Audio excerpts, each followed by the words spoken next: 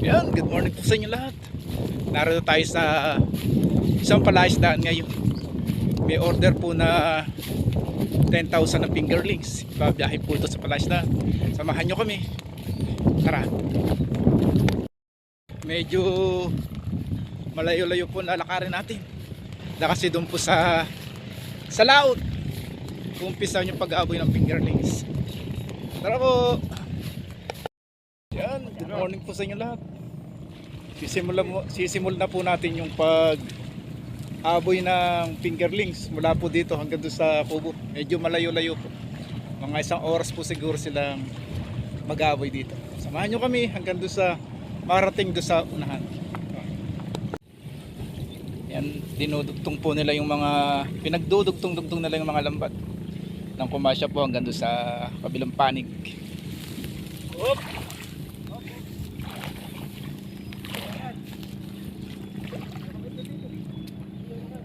Ilang binhi kukunin? Isang laksal? 10,000 lang po yung kukunin na isda. Medyo konti lang po. Matagal-tagal lang po dito yung pag-aaboy.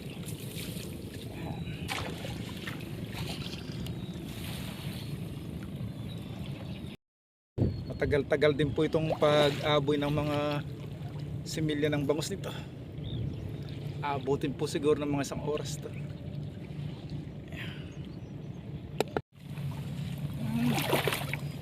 Yan po ang trabaho dito sa palaisdaan. Medyo mahirap pero okay na rin po.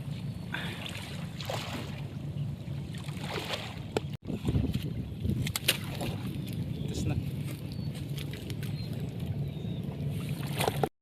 Sa pigtas na to, dito sa kanal na to, dito po padadaanin yung mga bangus na iaaboy. Papunta po dun sa, ayan, doon sa likuran ko, doon sa kubo. Pagdating po dito sa kabilang kahon na to, iaaboy pa po yan papunta ron. Kaya medyo matagal-tagal din po. Ito naman po kami sa kabilang panig, sa kabilang dulo. Ayan, hanggang sa masagad po doon sa pitas. Tara, samahan nyo kami. Shoutout po lahat sa mga trabador ni Domit Kabantog dito sa palaisdaan. Ayan. Wala pa Pasko. Ayan. Wala pa ang bonus. Wala pa raw po silang bonus. Dito na, yung may-ari. Wala po. Siguro. Si Randy. Ano mo bantay dito? Carmel nga binabantay ayaw. Pare, binabantay ka ba dito? Ay, bumantay. Sa isang buwan siguro, babantay na yun. Hindi ba dati may kita, merong bantay dito. Ngayon, wala na. Tanggapin ni Carmel lang po.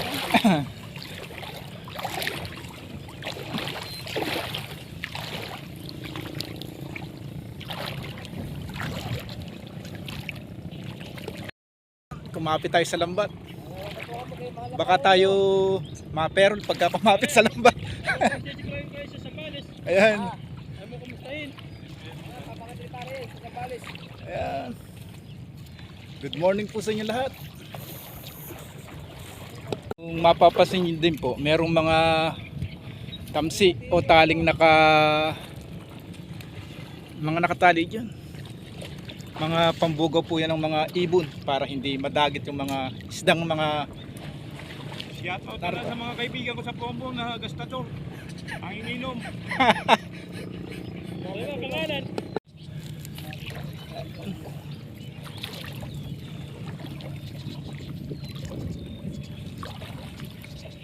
Ayan po sila lahat. Ayan. Siya si Tata Dani. Dati caretaker yan ng palaisda. Kaya medyo may alam din siya sa pamamalakad ng palaisda.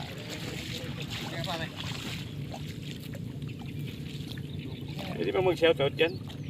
Shoutout kay Parimboy na bantay hawa mapangagtan. Matagal ng bantay doon yan.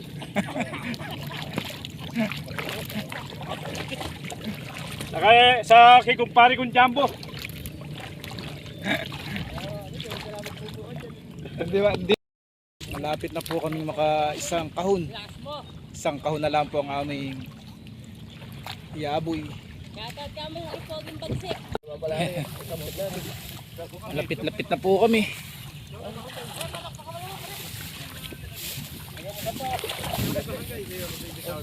May tawid na kaya to.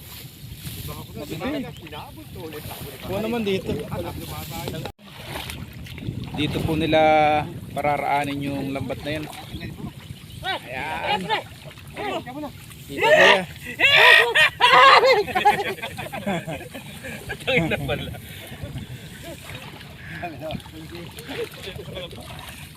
Kukob lang. Maganda siya, pero... Malapit na po kaming makaisa. Diyan po ibabadaan yun. Tatatak na yung mura ng mura. Sino? Naka-isang kahon na po tayo sa pag-aboy. Isa na lang po yan. Doon po namin dadalhin yan. Ayan. Doon sa Kobo na yun. Kaya medyo matagal-tagal din po. Samahan nyo kami hanggang dulo. Ayan. Salamat po sa inyo lahat. Magdudugtong poli sila ng lambat. Kasi hindi po abot doon sa kabila.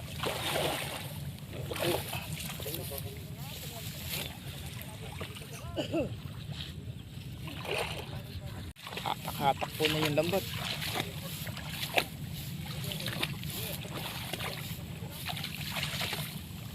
Po-post ko sa YouTube yung folks.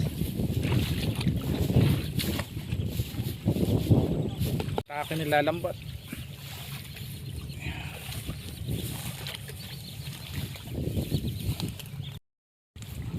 Medyo konting oras na lang po para makarating kami doon sa Bubo. Konting tiyaga pa po.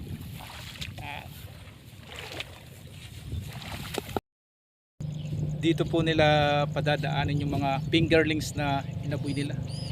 Dito po sa tinatawag nilang prisa papunta doon sa kulungan.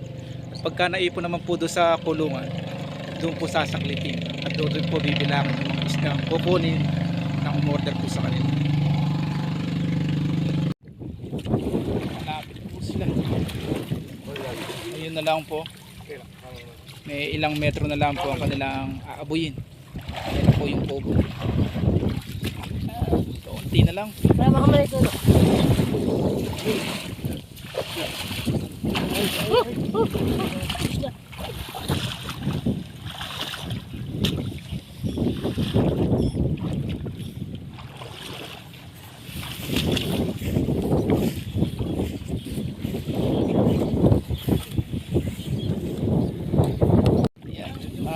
Lapit na po sila. Dito po nila ipadadaan niya sa prinsa na to. Ito dito po.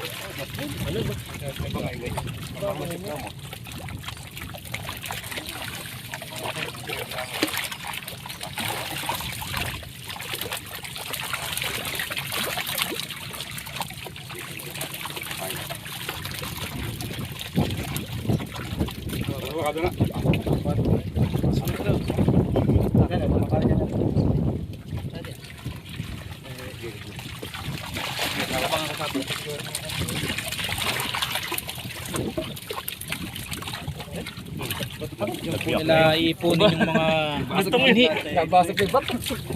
Maamoy alak pa din. May lasing pa ba? May napakailing ka. Bangka na ito ikakarga yung mga order ng mga fingerling. Medyo konti lang po yung order, mga 10,000 lang daw po. Pero marami pong laman din to. Ang capacity daw po nitong bangka na to ay kumakarga po ng 40,000 pieces na fingerlings. Ayan, nag-get na tubig para po dito ilang mga fingerlings na kukunin doon sa palaislaan. Tubig itong bangka, medyo malaki din po ito. Sabi nga po kumakarga daw po yan ng 40,000 pieces na fingerlings, so 4 na laksa. Isa po yung driver dito. Shoutout po kay Levi Caparas, siyang driver ng bangka na to. Uumpisahan na po nila magbilang ng 5,000 ngayon para doon sa second fire po. Panoorin niyo po yung pagbilang at kung paano ang proseso. Tara po. Yo! Yo! Palo! Sa akin na natin. Yo! Yo! Palyo! Ayo! Yo! Yo!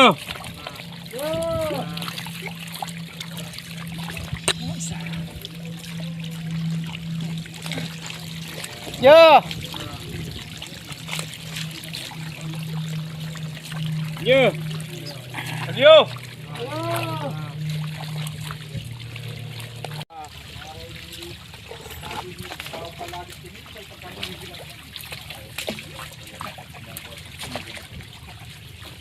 Yo! Yo! Palyo! Palyo! Yo!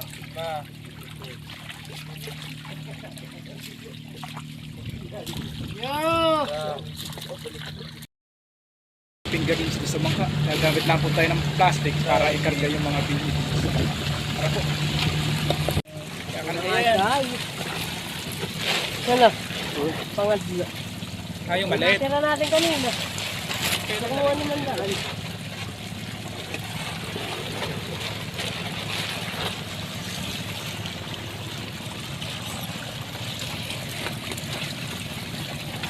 Dito po ikarga yan sa bakla. Sundan natin.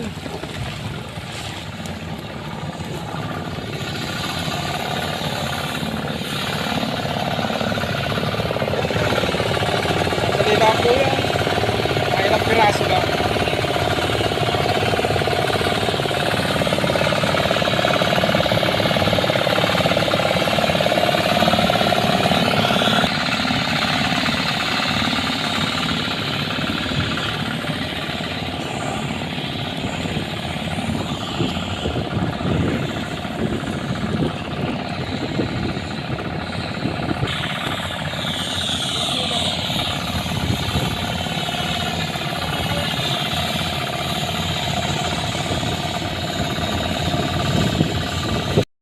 Good morning po sa inyo lahat. Ito po yung may-ari ng palaisdaan. Siya si Domet Cabantog.